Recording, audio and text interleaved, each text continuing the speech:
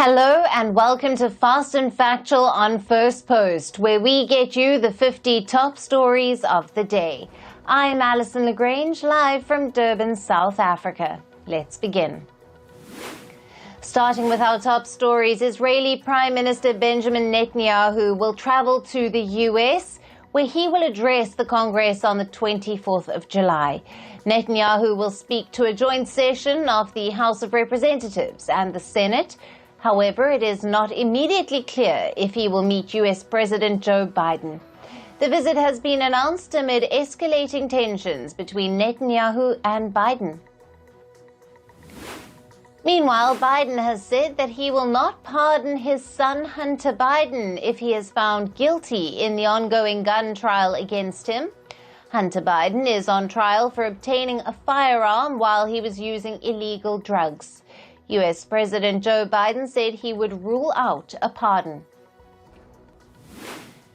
The Philippine Coast Guard has accused China of quote-unquote barbarity. This was after the Chinese Coast Guard blocked their efforts to evacuate a sick member of its forces. This allegedly happened last month at the site of the disputed Second Thomas Shoal in the South China Sea. Irish voters have begun voting for the European Union elections. The EU elections are being held from the 6th of June to the 9th of June to elect the 720 members of the European Parliament. The Netherlands had kicked off the ballot yesterday. In South Africa, the African National Congress is looking to form a national unity government. This is according to the party president Cyril Ramaphosa. He made the announcement after an hours-long meeting of the party's National Executive Committee yesterday. Last month, the ANC lost its parliamentary majority for the first time in 30 years. And news from the Indian elections now. Members of the Parliament of the BJP-led National Democratic Alliance met this morning. The meeting took place at the Parliament's Central Hall. Top leaders of NDA partners, including JDU Supremo Nitish Kumar and TDP chief in Chandrababu Naidu, were present at the meet. Narendra Modi received a grand welcome as he arrived for the NDA meeting. He was seen paying respect to the Constitution of India. He then greeted his NDA allies and also interacted with Nitish Kumar and Chandrababu Naidu as he sat next to them. As Narendra Modi spoke during the meeting, he lauded the support of workers and allies. He praised the NDA, saying it represented the spirit of India. He also thanked workers for their efforts during the election despite hurdles like the scorching heat. KC Tyagi, a senior leader from the Janata Dal United, has called for a review of the government's Agnipath scheme. The JDU leader said that while his party extends full support to the NDA, it still wants the shortcomings of the scheme to be discussed in detail. The Agnipath scheme in the Indian Armed Forces was launched in 2022. Under this, elected candidates are enrolled in the forces for a 4-year period. 25% of them are guaranteed a job in the army after that, and some others can be offered a permanent role based on the army's requirements. The opposition has accused the BJP government of not creating adequate jobs under the scheme. Now, the Indian National Congress Party took jibes at the BJP's Narendra Modi as he's set to begin his third term. Congress's General Secretary Jairam Ramesh posed several questions. He questioned whether Narendra Modi would fulfill his promise of giving special status to the states of Bihar and Andhra Pradesh. He also asked if a caste census will be conducted for the entire country. Meanwhile, Congress's Rahul Gandhi slammed Narendra Modi and Amit Shah. Gandhi accused the two of manipulating the Indian stock market. He said that investors suffered a loss of 30 lakh crore rupees due to their unsolicited market advice. The loss took place when the Indian stock markets crashed on the day of vote counting.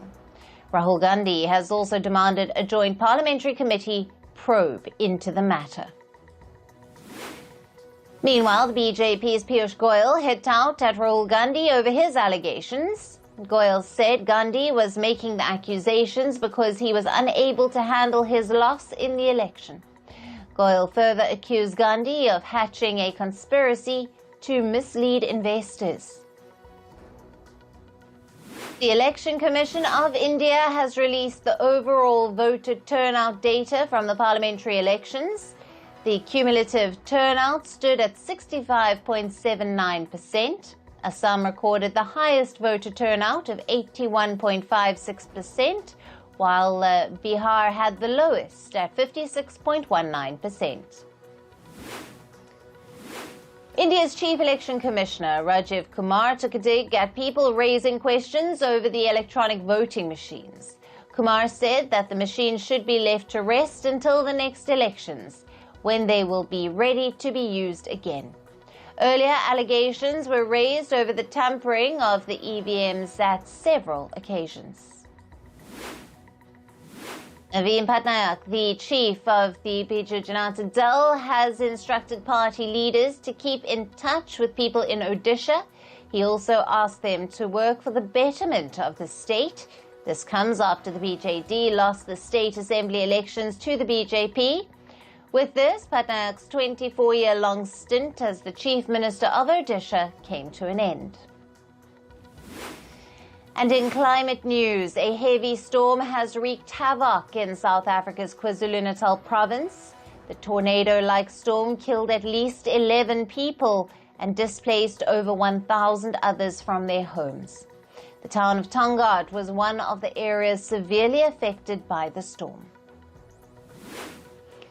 In Washington, D.C., a group of climate change protesters disrupted an Export-Import Bank conference. The protesters demanded that the Export-Import Bank of the United States stop funding fossil fuel projects. They were removed after about 15 minutes. And Bolivian scientists are now hoping to track melting glaciers much faster. New scientific equipment is being installed in Bolivia's mountains that will provide real-time measurements of the glaciers. The technology is capable of making hourly measurements. Data from Brazil's National Institute for Space Research revealed that fires in Brazil's Pantanal wetlands have surged nearly tenfold so far in 2024. The data showed a 980% increase in the number of fires. The Pantanal wetlands are home to jaguars, anacondas, and giant anteaters. The Brazilian government has declared an environmental emergency. The Christ the Redeemer statue in Brazil's Rio de Janeiro was lit up in green to raise climate awareness. A Portuguese phrase was projected on the statue, which loosely means a universal solidarity is needed to take care of the environment. On to business and tech news. India's central bank, the Reserve Bank of India, has decided to keep the country's benchmark interest rate unchanged. This is the 8th consecutive time the RBI has maintained the interest rate at 6.5%. Now, the RBI Governor, Shaktikanta Das, has said they want to ensure that India meets its inflation goals. The latest data shows that India's inflation has eased. However, it is still above the RBI's target. Meanwhile, the RBI has forecast India's economy to grow by 7.2% during the current financial year. The European Central Bank has lowered its benchmark interest rate for the first time since 2019. The ECB cut its deposit rate from 4% to 3.75% yesterday. The central bank cited easing inflation in the European Union for its move. It has forecast Eurozone inflation to average around 2.2% in the year 2025. The European Central Bank sets monetary policy for 20 European Union countries. New aircraft deliveries of European plane maker Airbus declined by 16% last month. This is compared to the same period last year. Airbus delivered 53 aircraft in May. The plane maker has been facing production delays amid high demand Airbus has reportedly been hit by supply chain constraints and labor shortages. And American retail giant Walmart has announced plans to replace its paper shelf labels with digital screens. Walmart will install digital pricing labels at 2,300 stores in the U.S. The firm said it will allow them to update prices on products within minutes. Currently, changing paper shelf labels takes at least 2 days. And New York City has sued 2 cryptocurrency companies and their owner for defrauding customers. Now, these companies are Novatech Limited and AWS Mining Limited. The lawsuit claims that these firms target immigrant communities in the city with promises of profits. It claims that victims suffered over $1 billion in loss. Workers of South Korea tech giant Samsung Electronics staged a walkout today. This is the first ever strike by Samsung workers. The strike is led by a union representing over 28,000 Samsung workers. Workers are demanding a pay hike from the tech giant. E-commerce giant Amazon has been slapped with a $1.3 billion lawsuit in the UK. Now, the lawsuit has been filed by a group of small British retailers. Retailers allege that Amazon misused their data to boost its own market share and profits. Amazon has been accused of offering cheaper competitive products directly to consumers using retailers' data. Social media giant Meta has a new advertising tool for businesses on WhatsApp. The artificial intelligence-powered tool aims to help businesses reach new customers on the messaging app. The AI tool helps businesses create Facebook and Instagram ads. When users click on the ad, they will be directed to WhatsApp to chat about the company's products and services. Meta has been trying to enhance its AI products for more revenue sources. Starship, the rocket of Elon Musk-owned SpaceX, has successfully completed its test flight for the first time. The Starship rocket was launched from the U.S. state of Texas yesterday. The 2-stage rocket took an hour-long trip around the Earth. Starship returned to Earth, splashing down in the Indian Ocean. This is the first time Starship has successfully completed every part of the mission. Meanwhile, the Chinese rocket ship is set to come back with a lunar sample later this month. China launched its Chang'e 6 probe to the far side of the moon earlier this week. It spent 2 days digging up the sample on the lunar surface. It has now transferred the sample to the spacecraft orbiting the moon. The spacecraft is expected to return back to Earth on the 25th of June.